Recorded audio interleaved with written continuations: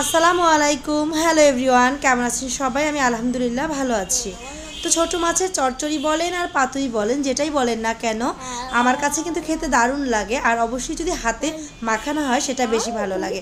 তো আজকে আমি হাতে মেখে কীভাবে ছোটো মাছের চচ্চড়ি করলাম সেটাই আপনাদের সাথে শেয়ার করব। আর এই যে ধনিয়া পাতা নিয়ে নিচ্ছি, শীতে ধনিয়া পাতাটা না একটা অন্যরকম মজা লাগে।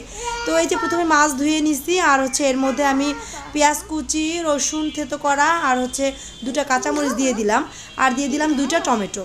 আর চচ্চড়িটা একটু টক লাগলেই ভালো লাগে, এই জন্য দুইটা টমেটো দিছি।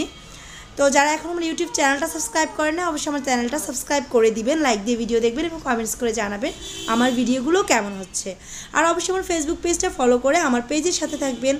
আর এখানে আমি হলুদ, লবণ, মরিচ, তারপর তেল দিয়ে নিলাম। তো আমি এবার এটাকে ভালোভাবে হাতে মেখে নিব। তো যারা নতুন রাঁধুনি তাদেরকে বলে দিচ্ছি, এখানে আমি 1.5 টেবিল চামচ হলুদের গুঁড়া দিচ্ছি, আর 1 টেবিল চামচ আমি মরিচের গুঁড়া দিচ্ছি, আর সয়াবিন তেল দিয়েছি আধা কাপ।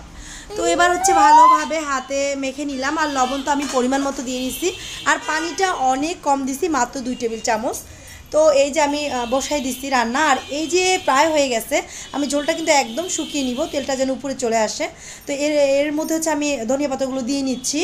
তো দিয়ে তারপর ঢাকা দিয়ে দিব, এতে করে ফ্লেভারটা ভালো আসবে। আর সবশেষে একটু জিরে গুঁড়ো দিয়ে দিলাম।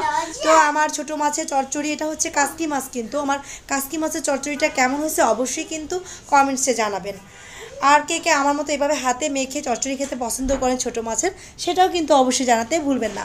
সবাই ভালো থাকবেন, দেখা হবে নেক্সট কোনো ভিডিওতে। আল্লাহ হাফেজ।